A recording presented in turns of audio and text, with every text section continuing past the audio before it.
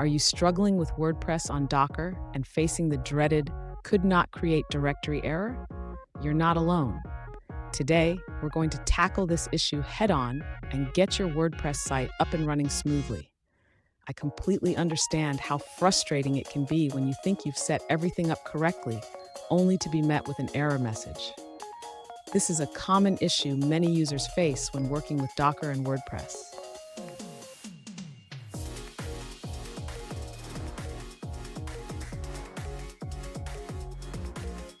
Let's dive into the specific situation.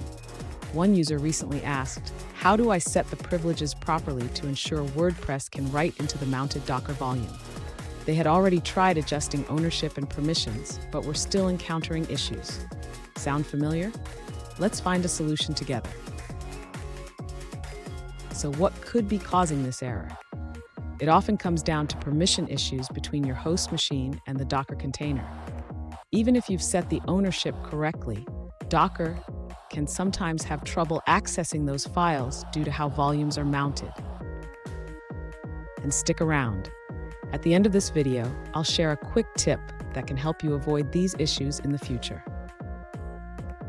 To resolve the issue of WordPress not being able to create directories on the mounted volume, the user should first check the permissions of the mounted directory on the host machine.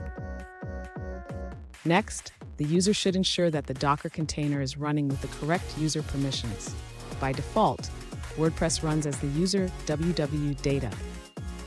If the permissions are correct, but the issue persists, the user may need to adjust the ownership of the mounted directory on the host. This ensures that the container can write to it.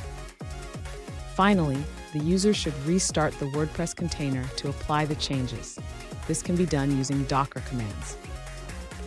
After restarting, the user should test the WordPress installation again to see if the issue is resolved. They can try creating a new post or uploading a file. Fun fact, did you know that Docker was originally developed to help manage applications in a more efficient way? Now it's a go-to tool for developers everywhere. Now, let's look at the answers provided by other users.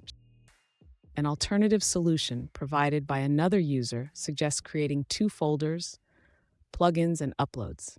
They recommend setting the permissions of these folders to 777 to ensure WordPress can write to them. After that, you should update your Docker Compose file to mount these volumes correctly. That's all on that answer. Let's take a look at another one. An alternative solution involves ensuring that the user and group IDs match between your host and the Docker container. The WordPress container runs as the user www-data with a UID of 82. By creating a group on your host with the same ID and changing the group ownership of your files, both the host and the Docker container can manage the files effectively. This approach allows both the EC2 user on the host and the www-data user in Docker to read and write files, resolving the directory creation issue. Here's the tip I promised. Always double-check your volume mounts and permissions when working with Docker. This simple habit can save you a lot of headaches down the line. And there you have it. With the right permissions set, your WordPress site should be able to create directories without any issues. If you found this video helpful, please subscribe for more tips and tricks on Docker and WordPress.